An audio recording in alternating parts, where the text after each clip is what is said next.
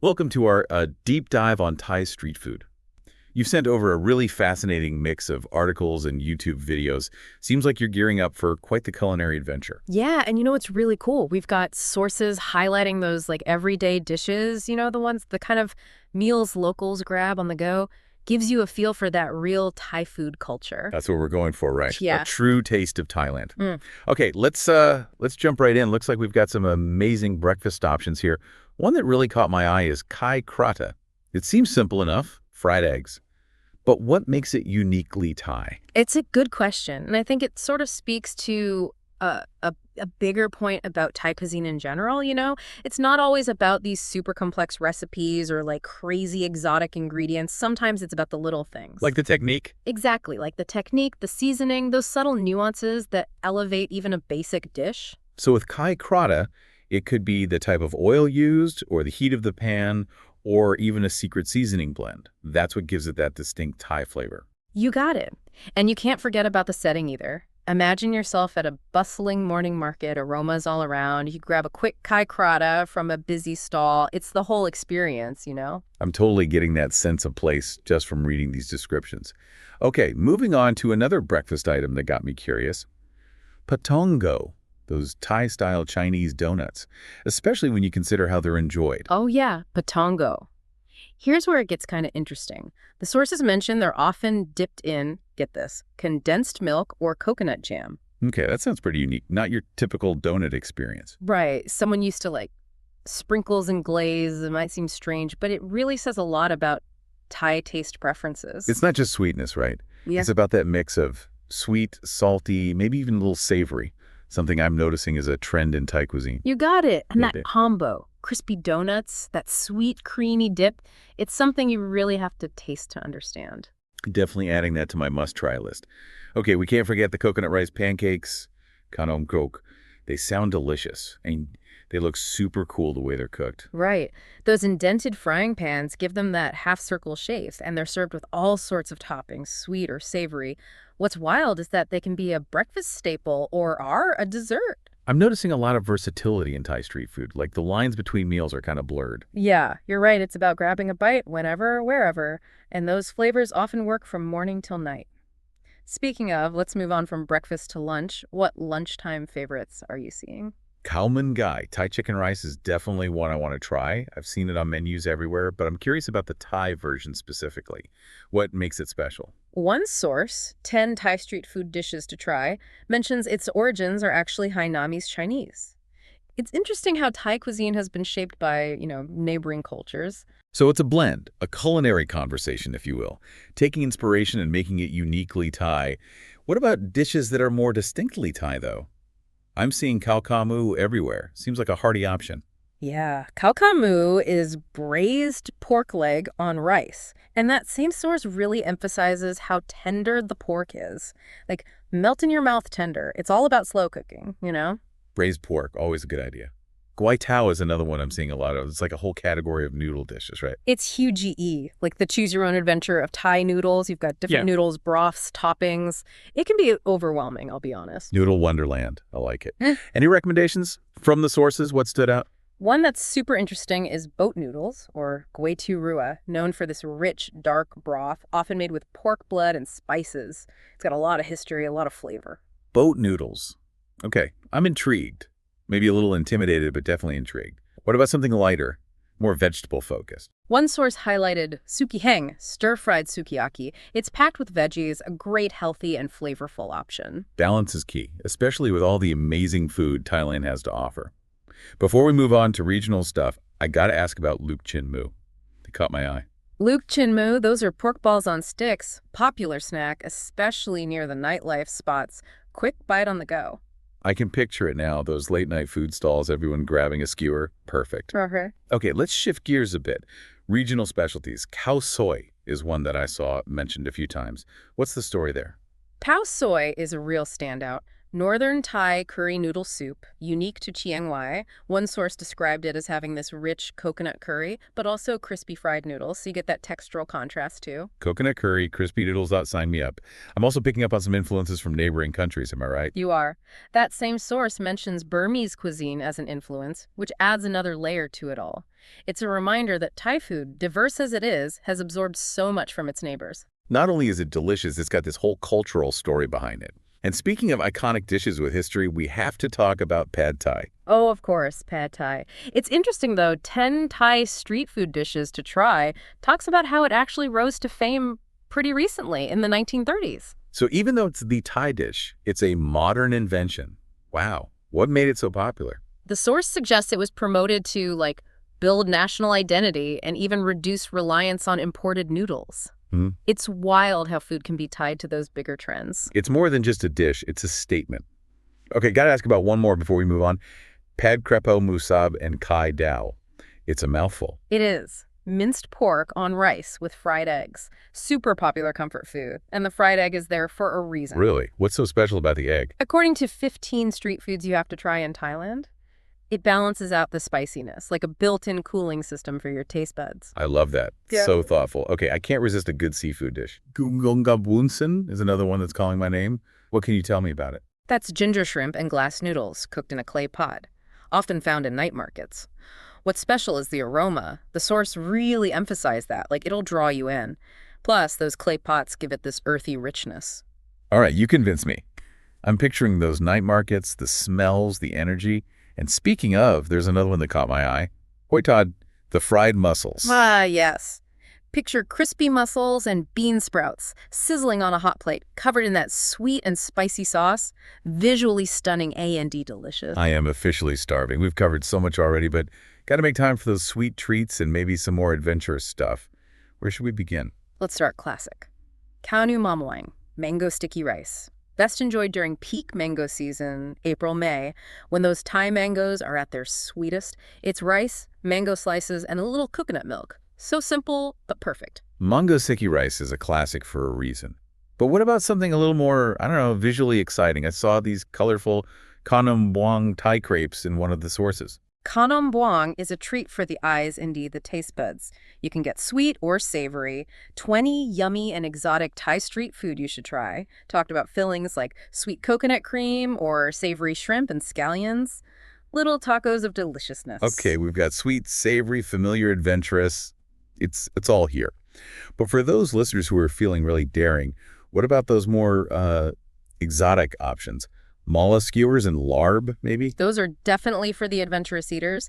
Mala skewers, as mentioned in the Foodie's Guide to Thai Street Food Dishes to Try in Bangkok, are a modern street food trend. Might not be exactly like authentic Chinese mala, but still spicy and flavorful. And larb. That's not for everyone, right? Yeah, larb is a raw meat salad. Definitely not going to appeal to everyone, but it shows how bold Thai flavors can be. They're not afraid to push boundaries. So it seems like Thai street food truly does have something for everyone. But speaking of everyone, let's offer some practical tips for those who want to try it all, especially for those new to this cuisine. Safety is always a concern. Right. Absolutely. One of our sources really stressed the importance of picking busy stalls when it comes to street food. The more people, the fresher the food, generally speaking. Follow the crowd. Makes sense. What other tips should we keep in mind? Hygiene is key. Look for vendors using gloves, masks, and a clean prep area. And bring hand sanitizer. Always a good idea. Great practical tips. What about allergies or dietary restrictions? That can be tricky with street food, right? It can be, yeah. Communication is key. Learn a few Thai phrases if you can.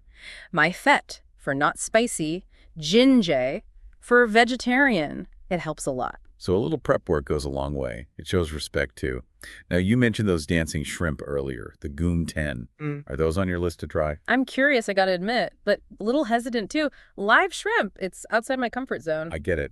But the host in that video loved them, described them as fresh, citrusy, really unique. I know. Maybe I'll just close my eyes and take the plunge. That's the spirit. Okay, let's talk about another trend that popped up. Modern twists on classic dishes. Taking those traditional recipes and, I don't know, making them new again. Yeah, it shows how creative the vendors are. They experiment with flavors, presentation, but always with respect for the tradition, you know? It's evolution. Exactly. Any examples that you thought were really cool? One that stood out was Kanam Kok Tale from the Foodie's Guide. It's a savory version of those coconut rice pancakes. But instead of coconut milk, it's an egg batter and then topped with seafood, like a Thai pancake pizza. Savory pancakes. Okay, I need to try that. What else is out there? Stuffed buns are huge. Not just the traditional sweet custard filling anymore. You can find them with salted egg yolk, chocolate, even cheese. I can see why those are all over Instagram. Super photogenic. But I'm also drawn to those dishes that might not be as visually appealing but are still uniquely Thai, like those fried squid eggs that were mentioned. Oh, yeah. Those are an acquired taste for sure. But they show that adventurous side of Thai cuisine. Not everything has to be pretty. It's about expanding those taste buds. Speaking of unfamiliar, we talked about mala skewers before. How different are they from the Chinese version? Is it the spice level or something else? The Foodie's Guide mentioned that Thai mala is often spicier and has more of a sweet chili flavor. Chinese mala has that numbing spice, right? So it's a good example of how dishes get adapted to local tastes. Another example of that culinary fusion, blending influences. Okay, let's talk specific locations, those Bangkok hotspots from the sources.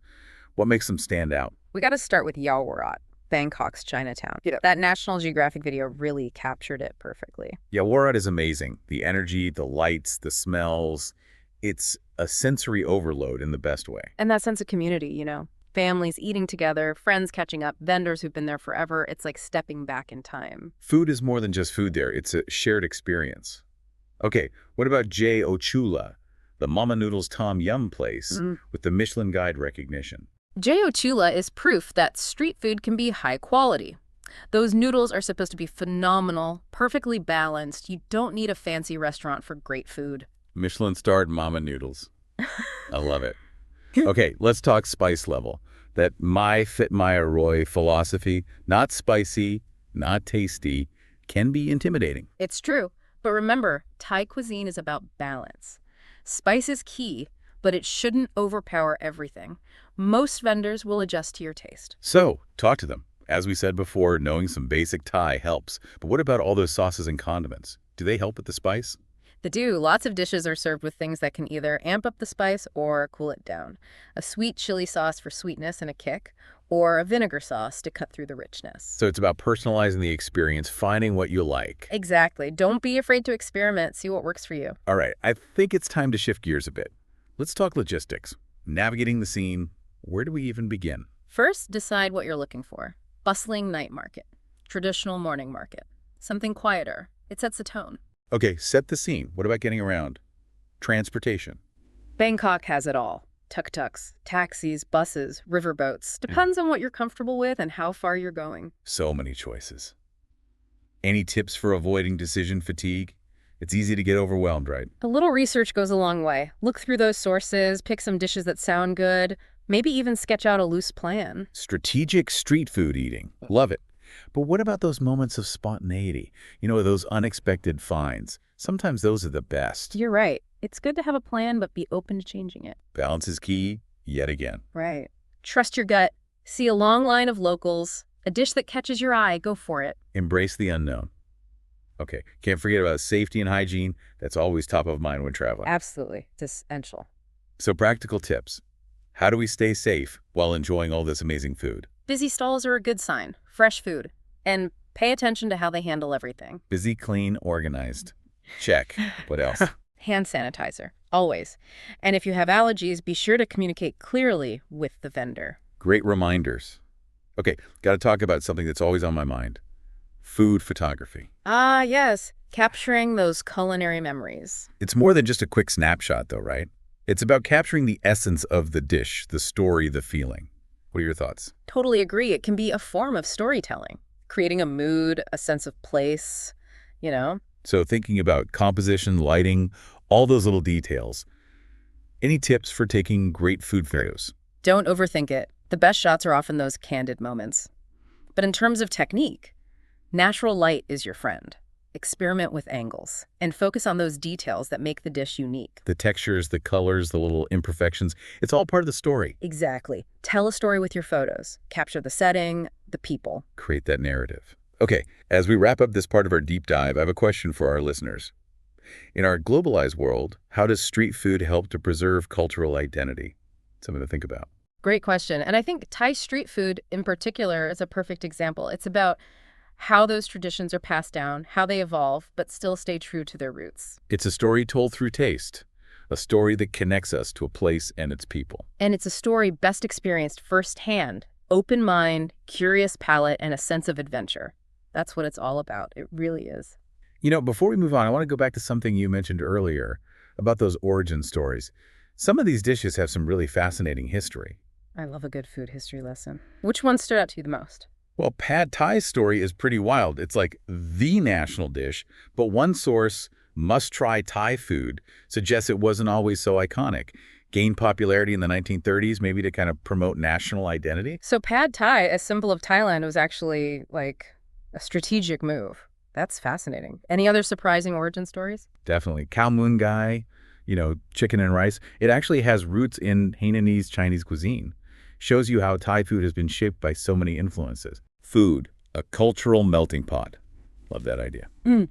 Speaking of cultural influences, one source talked about Sai Thai's center market, said it's really authentic, not touristy. It makes me wonder, what does authentic even mean when it comes to street food? Great question. Authenticity can be subjective, but I think that YouTube video, 10 Street Foods You Must Try in Thailand, gave us some clues.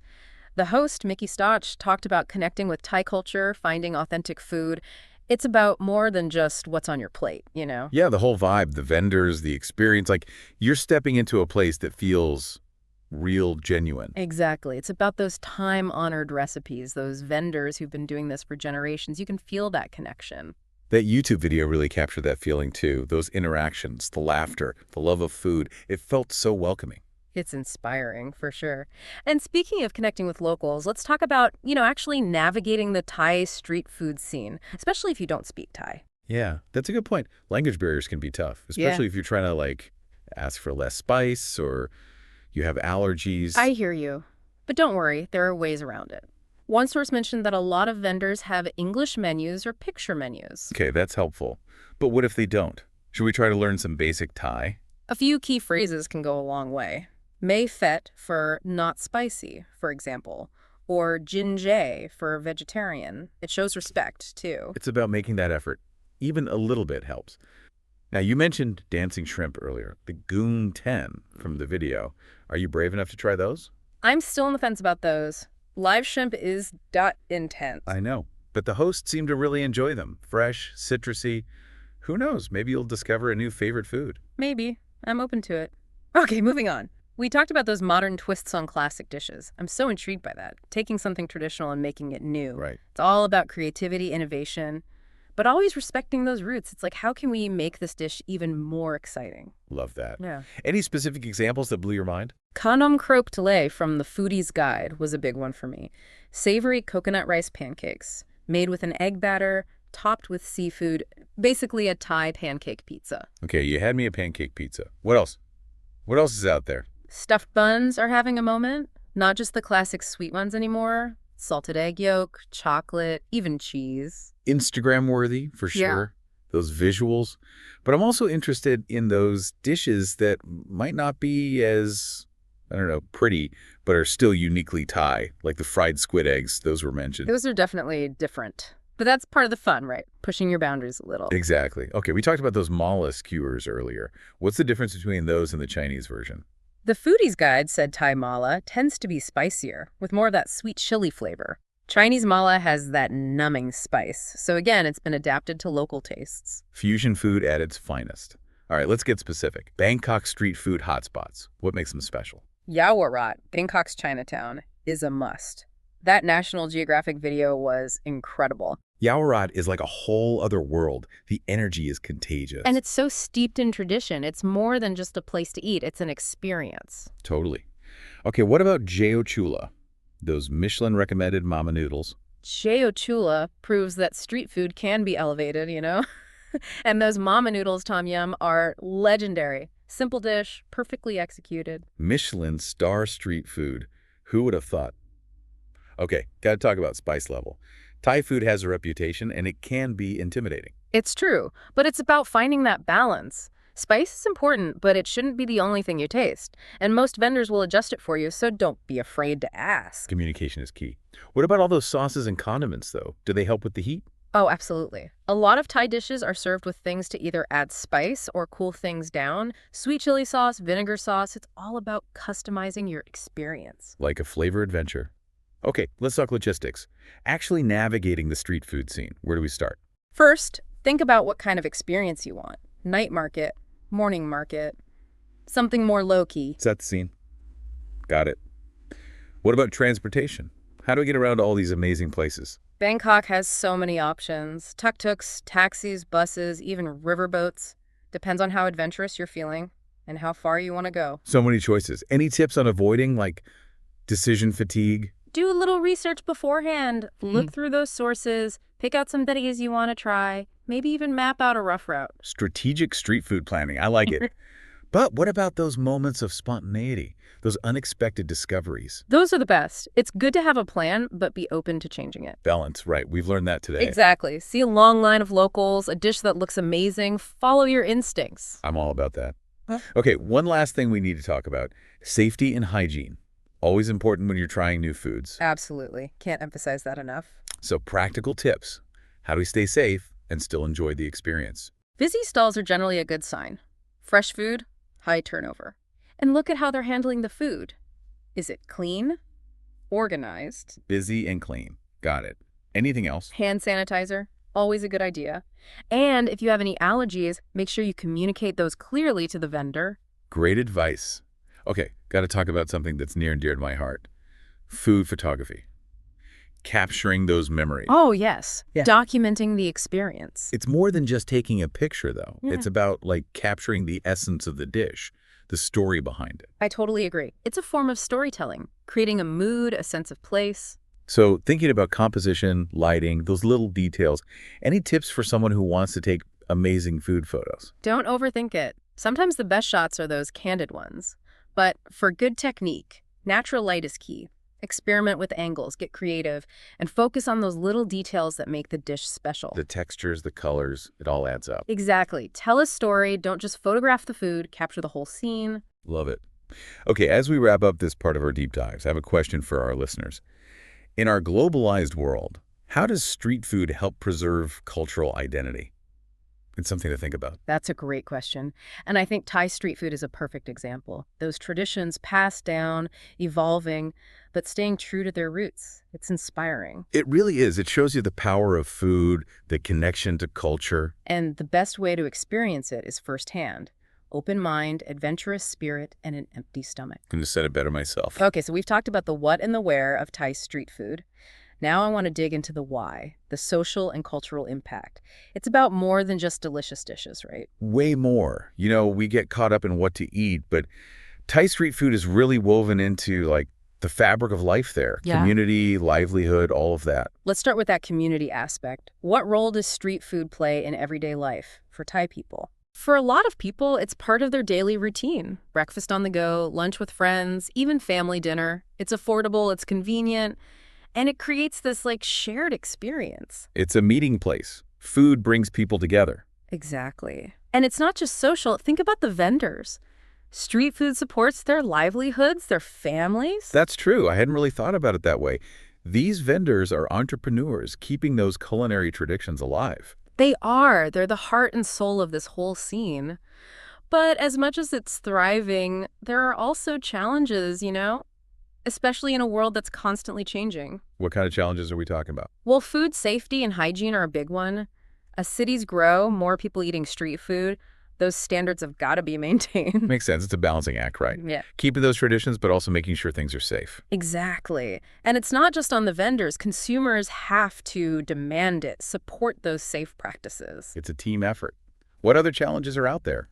What are you seeing? Costs are going up, ingredients, rent. It can be hard for vendors to keep your businesses running. It's a tough business, for sure. Makes you appreciate those vendors even more, you know? Yeah. They're dealing with all this and still making incredible food. They are. And then there's, like, globalization, changing trends. It's great to see new takes on classic dishes, but we also got to preserve those authentic recipes, those techniques. That balance again. Innovation and tradition. finding a way for both to exist. You got it. It's about supporting those vendors, making sure this amazing food culture can continue to thrive. Because it's more than just a meal. It's a reflection of Thailand, its history, its people. It really is. It's a story told through taste and aroma. And the best way to experience it, open mind, adventurous palate, and a respect for the people who make it all possible. Well said. So for those listening, ready to go on their own Thai street food adventure, what's the one piece of advice we can give them? Go with an open heart. Be adventurous. And come hungry. And don't forget those key phrases. May fit if you don't want spice and a Roy Mac when something's delicious. Those will come in handy. This has been amazing. We've explored so much, learned so much. It's making me want to book a flight right now. Me too. It's a good reminder that food is more than just fuel. It's a way to connect, to experience a culture. And it brings people together. No matter where you're from or what language you speak, everyone loves good food. That's the truth. So to all those amazing street food vendors out there in Thailand and around the world, cheers to you. Cheers to the food, the culture, the experience. And to those who are always up for trying something new. Until next time, happy eating, everyone.